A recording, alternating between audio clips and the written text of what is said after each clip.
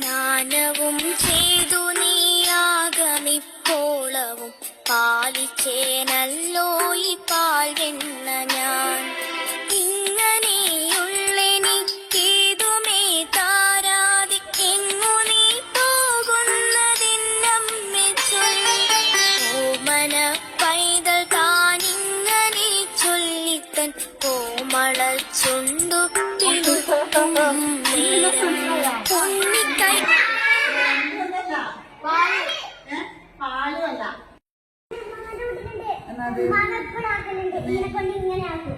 ഇതിന് പേരെന്നാ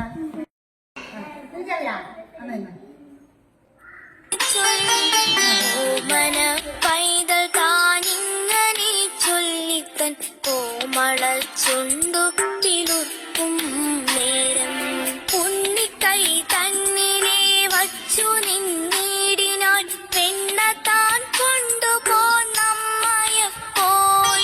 വെണ്ണയെ കണ്ടൊരു കണ്ണൻ താനും നേരം പെണ്ണില വഞ്ചിച്ചിരിച്ചു ചൊന്നാൻ. ഒറ്റ കൈ തന്നിൽ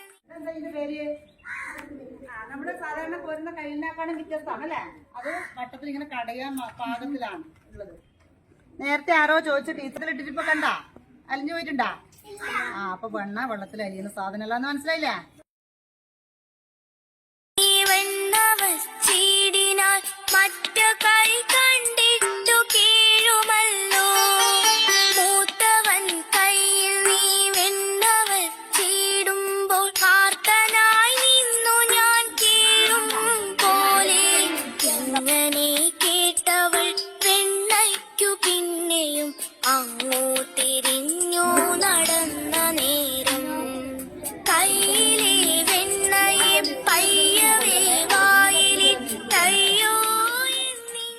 മലയാള പാഠപുസ്തകത്തിലെ ഒന്നാമത്തെ പാഠമാണ് ചെറുശ്ശേരിയുടെ കൃഷ്ണഗാഥയിലുള്ള വെണ്ണക്കണ്ണൻ എന്നുള്ള പാഠം. വെണ്ണ കട്ടുതുന്ന കണ്ണനും വെണ്ണക്ക് വേണ്ടി കരയുന്ന കണ്ണനും വാത്സല്യത്തോടു കൂടി വെണ്ണ നൽകുന്ന അമ്മയും ഒക്കെയാണ് ആ ചെറിയ കാവ്യ ശകലത്തിലെ പ്രമേയം.